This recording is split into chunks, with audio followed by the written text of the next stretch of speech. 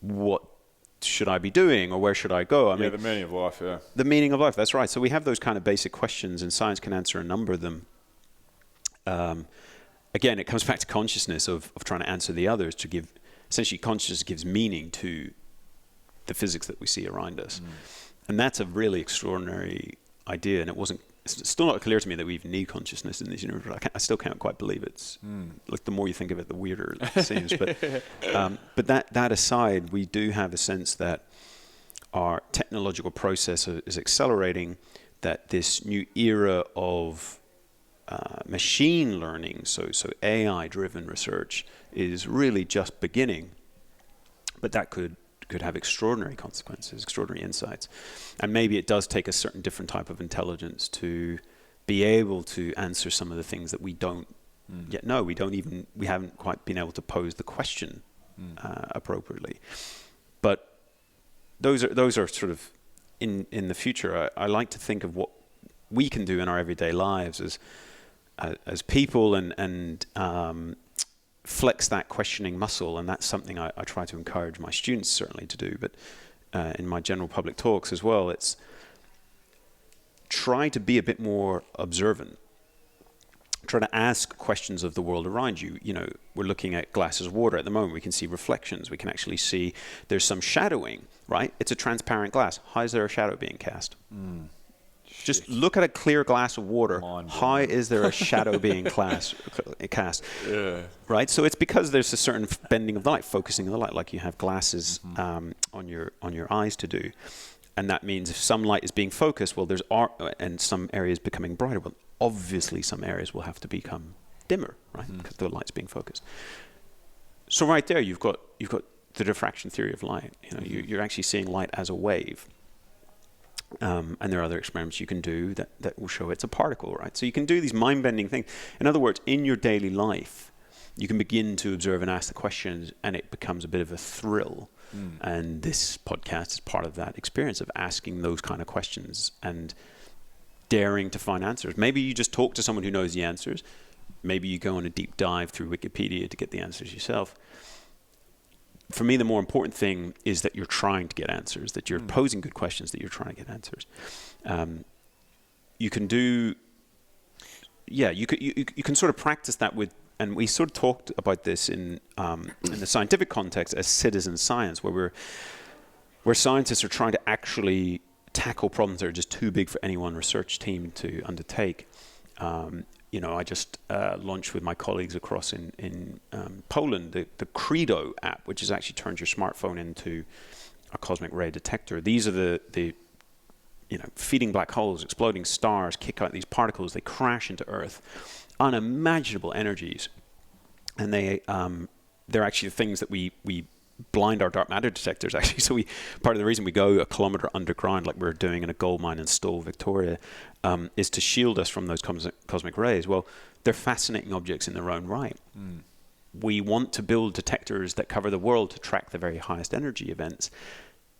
One very sensitive detector is a smartphone, and they're everywhere. So you can install the Credo app, you block your camera lens, and essentially it's just constantly taking pictures, because occasionally a cosmic ray will slam through the detector and trigger it. You'll actually see a streak of light on your camera. And we collect that then automatically get transmitted back to HQ. And if a number of people have the app and see the similar time, that kind of cosmic ray, we know we've seen a truly gigantic cosmic ray shower hitting the Earth at that point. You can begin to explore the very highest energy scales, unimaginably greater than anything we could build on Earth, just using your smartphones in this manner. I mean, those are the kind of, that to me is the unique and ever optimistic positive side of our technological progress. The fact that, the same devices that we can, poison our minds, limit our minds with social media and other sort of distraction tools, can also enable us to become scientists and to probe questions that, quite frankly, are beyond imagining. I mean, just how to create a particle of such energies. I mean, I worked out recently, basically, some of these cosmic rays are to a normal particle interaction what a nuclear bomb is to you throwing a baseball, right? Yeah. These things are insane energy. How can you create them? We actually can't figure out at this stage how to create some of the higher energy ones. But you can be part of that journey. And that's just one of those citizen science projects that use your smartphone, that use your eye as well, right? We talk about the Zooniverse. This is a website where we post astronomical images that our machine learning algorithms, our AI, can't classify, can't figure out what's going on in there. The human eye is still better than any machine at pattern recognition, especially when it's an unusual, like the unexpected. That's what humans are great at spotting.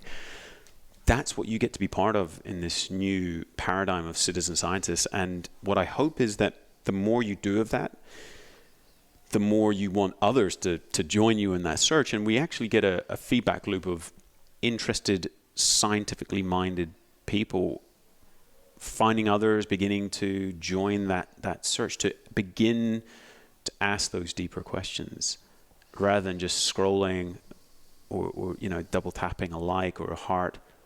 They begin to think, I could spend my time more profitably, and I could begin to search for the deepest questions imaginable. That, to me, is the paradox of our time. The same train ride in that lets you scroll your feed, you could be trying to classify unique and never before seen galaxies. You can scroll the universe.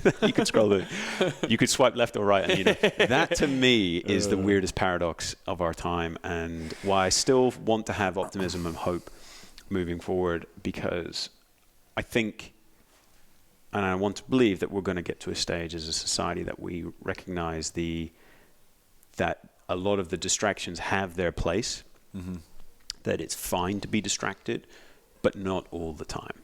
Yeah. That you want to exercise your mind, and that you want to have that thrill of discovery when you learn a new fact, when you see a new thing. That once you start to get that, it becomes habit forming, just as the social media channels are inherently habit forming. We can hopefully have a journey of discovery that is too. Absolutely.